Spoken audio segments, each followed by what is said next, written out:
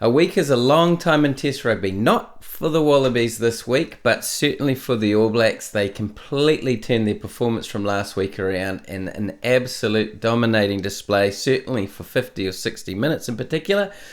And the Wallabies are still struggling. South Africa performing very well on this tour. So why don't we take a quick look at that game to start with. South Africa beating Australia in Perth in pretty awful conditions, similar to the game in New Zealand as well. The scoreline there, 12-30. South Africa winning pretty comfortably. I did have South Africa winning 13 plus, but I think that was the most predictable scenario. Lots of changes to the South African team. It was 9 in the starting lineup, and South Africa bombed 2 tries in around sort of 10 or 11 minutes through handling errors, which was a sign of the conditions, and would have sort of suggested there that the weather was a bit of a leveller. South Africa would have had a very good early lead. But anyway, 1 try and penalties for a 9-11 halftime score, and Australia missing a penalty right on halftime, which would have given them the lead. But anyway, the South Africans, they scored straight after halftime, and it was sort of, that's all she wrote really. But Australia did kick a penalty at around 46 minutes, and then South Africa shut them out from there. There was no more points for Australia after that. But yeah, South Africa went into the grind. They played to the conditions and their strengths. They settled the game down. They scored 3 tries in the second half, all from 5-metre line-out mauls. Malcolm Marx scored 2 of those. And 2 wins from 2 for South Africa in Australia. No real surprise, but plenty of depth in that South African squad. It's just unreal. I mean, to make 9 changes to the starting lineup, and of course with South Africa's track record, to win both games in Australia is very impressive. I mean, we know that South Africa don't have the best record in Australia since 2009. South Africa had only won, I think before this Rugby Championship, had only won 3 games out of 15 in Australia, with 1 draw. But yeah, not sure if this is a sign of how good South Africa is or how bad Australia is. Your guess is as good as mine. I think we'll see that unfold a little bit, certainly in the next game of the competition. The next game will be, the next round will be a couple of weeks away. South Africa will be playing the All Blacks in South Africa. I believe that's at Ellis Park. And Australia will be in Argentina. So anyway, very impressive performance by South Africa. I think Australia's got a lot of work to do. They're going to need more than 1 week, let's put it that way. Let's move to the All Blacks versus Argentina. I'll give this one a little bit more time, as you could appreciate, but scoreline 42-10 to the All Blacks in very wet conditions as well. All Blacks, I had to win this 13 plus. I also had a pretty good same game multi with Will Jordan to score in the first half and the All Blacks to lead 8 plus, which was paying $5. I thought that was pretty good. But anyway, 50 games now unbeaten at Eden Park. I think 2 of those were draws. But for the All Blacks, and really, yeah, this whole game really was all about the first half, or the first 50 or so minutes. It wasn't perfect to start off with. There was a lost line out for the All Blacks, a kick out on the full, in front of the kicker, Chase, and I think this, that was, to be fair, that was, I think, the only missed line out in those early moments.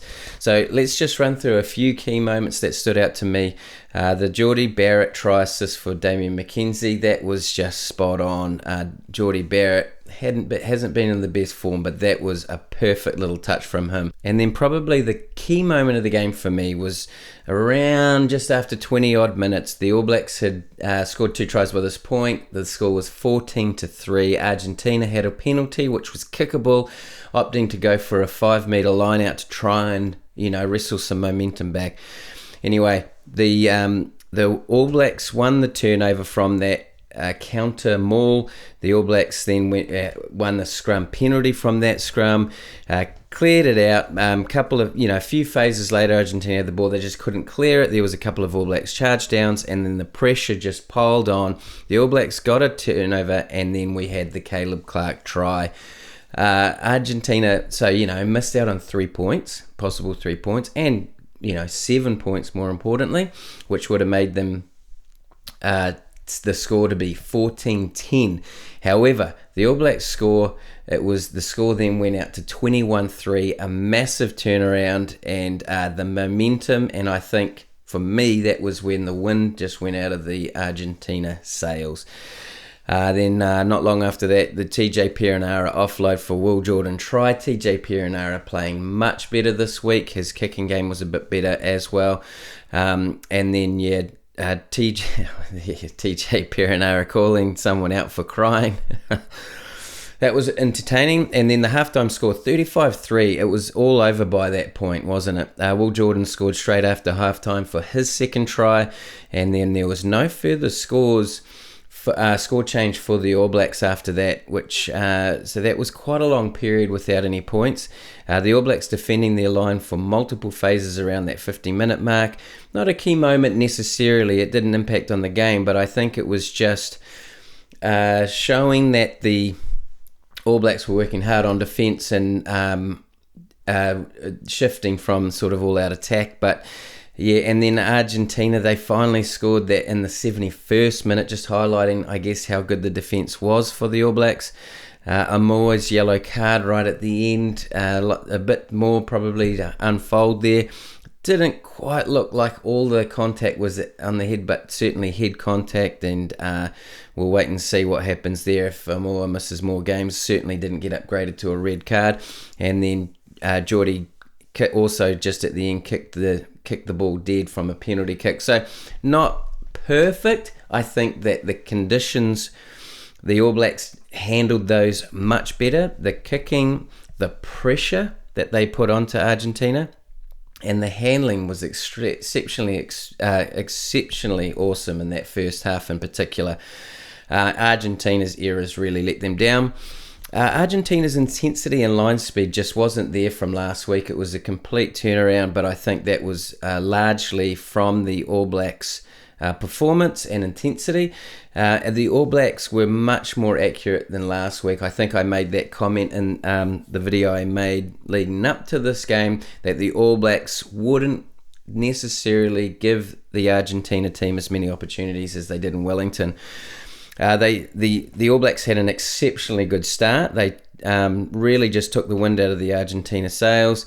All players stepped up, really, didn't they? For terms of the All Blacks, but for the guys that were most under pressure, in particular, Damian McKenzie, TJ Perenara, Ethan Blackadder had a storming game. The midfield did. Although I will make a couple of comments on Rieko Ioane in a moment.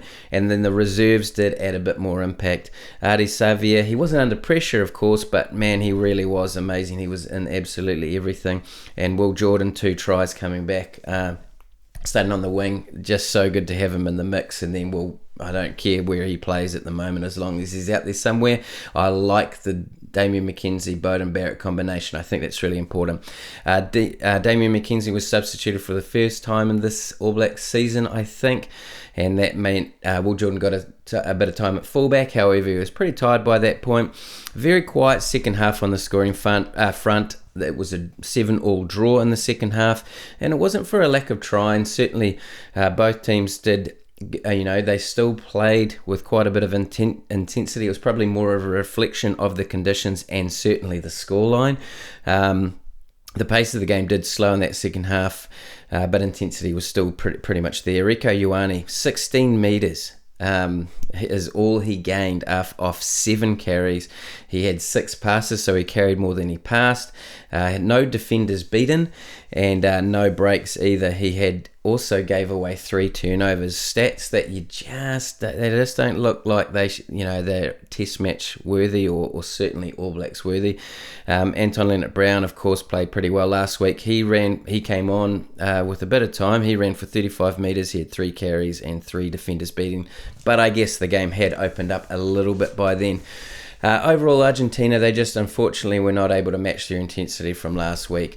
Although that key moment where they had that 5 metre line out was absolutely critical and a turning point for them. All Black, I think their heads just dropped, didn't they? But All Blacks responded exceptionally well to last week's lackluster performance, especially those players that had underperformed last week. All-round improved performance in every area, though. Every area, the All Blacks were intentional about making improvements, and they did that. Ticked a lot of boxes. The first half in particular, 5 tries. That was impressive. It was clinical, composed, physical, and they managed the conditions well. Goal kicking, perfect. Damian McKenzie didn't miss. And that Eden Park record is still intact, and it is the most impressive record at any one team at one ground. Now we wait for 2 weeks before the next round. As I said, South Africa will play the All Blacks in South Africa and Argentina against Australia and Argentina. And let's be fair and honest. This is the big game we've all been waiting for—a rematch of the World Cup final last year. It's difficult for ABs to chase down the lead that South Africa have in this competition, and they would need to win at least one of the games in South Africa, because they do play twice there, and South Africa, of course, would have to lose to another team, which is pretty unlikely. So South Africa sitting in the box seat here, and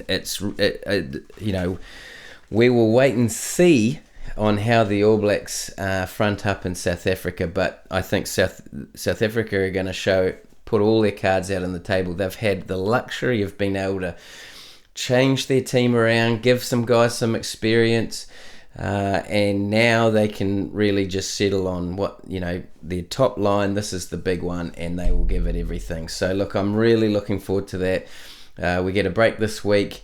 I'll make another video next week on the lead up to that, the next round in the Rugby Championship. But I certainly enjoyed this week's games, and I hope you did too.